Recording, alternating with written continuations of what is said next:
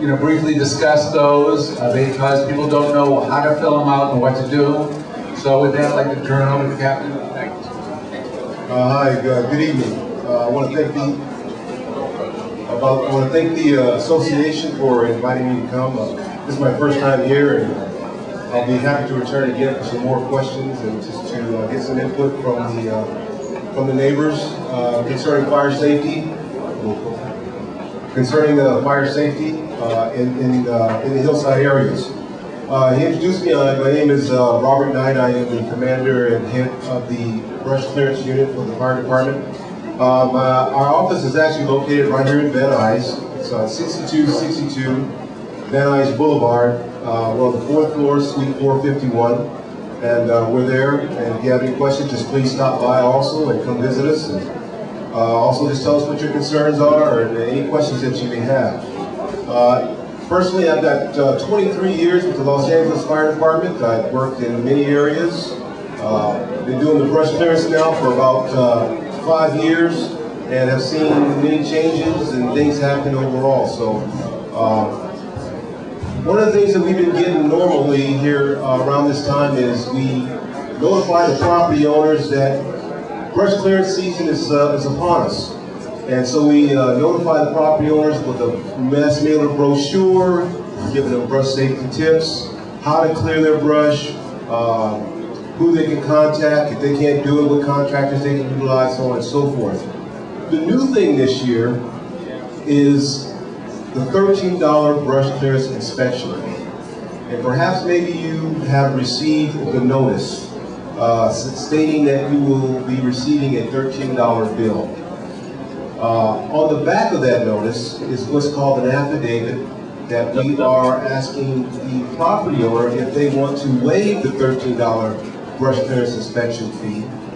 Then they must give the fire department the assurance that their property is not in violation of any brush clearance requirements and that everything is clear and there are no brush hazards on my property.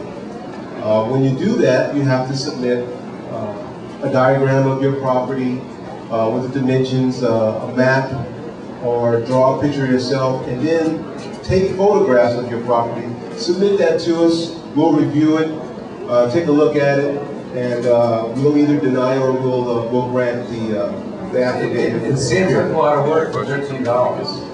Yeah, it does, but consider we have 130,000 parcels in the entire high fire hazard severity zone in the city of Los Angeles alone.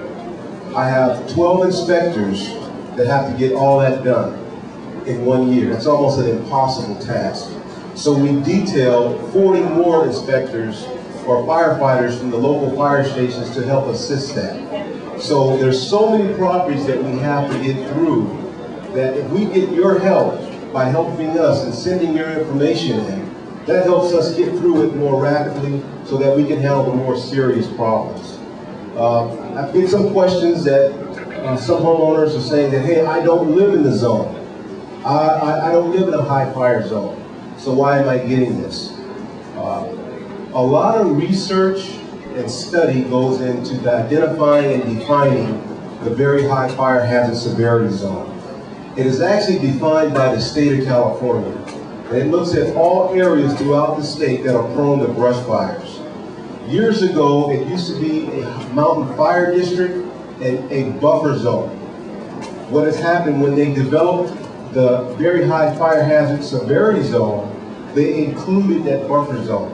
So you probably, if you don't believe you live in the zone or a high fire zone, you probably live in an area that's called a buffer zone that's now been included in that. And that buffer zone is an area that is in close proximity or adjacent to a hillside area where hills, you start to go up canyon or down canyon. And some of that area can extend all the way out almost to Ventura Boulevard. And what that means is that your property is so close that if you didn't maintain it, you don't take care of it, it looks how a dump, or if a fire starts there, and if there's winds, high winds that day, those winds can carry downwind several blocks and can ignite a hillside, and we really got a problem. Okay, if people want further information, where can they call? Yeah, they can call me. I'm at area code 818-778-4902, or you can go to our website at lafd.org/brush and click the link there, and our address is and our phone number is there for further questions. Thank you very much. We really appreciate it. Okay, next, as everyone probably knows, the 405 is undergoing a widening, adding a carpool lane on the northbound. But that means the construction will take place both on the east side of the freeway as well as the west side. And it's just getting started. We have a representative here from the MTA, Ron Macias. Come on up, and can you give us briefly kind of a little timetable, and also if people have questions or complaints, who do they call? Hello, my name is Ron Macias with LA Metro, and I want to provide an update about the I-405 Soha Pass widening project. I'm here along with a couple of members from the project team. We have Mason Situ, who's Metro Project Manager on the I-405 Soha Pass widening project, and also Dan Kolka, who's the contract builder, Kiewit, who's on this project as well. Many of you are probably aware of this project. For those who don't know, we're going to be making improvements to the I-405 freeway. We're going to be adding a high occupancy vehicle lane or carpool lane, doing some road, highway widening, making additional road improvements, structural and ramp improvements as well to improve the flow, traffic flow, increase capacity on the freeway, and to alleviate congestion. All efforts toward addressing one of the most pressing issues in the Los Angeles area, which is traffic and transportation. But pretty soon we're going to be conducting some work along the I-405 freeway in your area, in the Sherman Oaks area. We're going to be conducting, constructing 2 walls along the 405 freeway on the east side of the freeway as well as the west side of the freeway. And what I passed out to you, the documents that I have here today, we have 4 sheets. 2 sheets are for each project.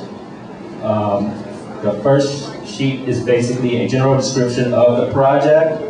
Then it's accompanied by a double-sided second sheet which provides an aerial of the project, construction project layout, and also a typical cross-section view of the project as well. And the wall construction project on the southbound of the I-405 freeway is also there available as well. But basically, just briefly, for the northbound I-405 freeway, constructing a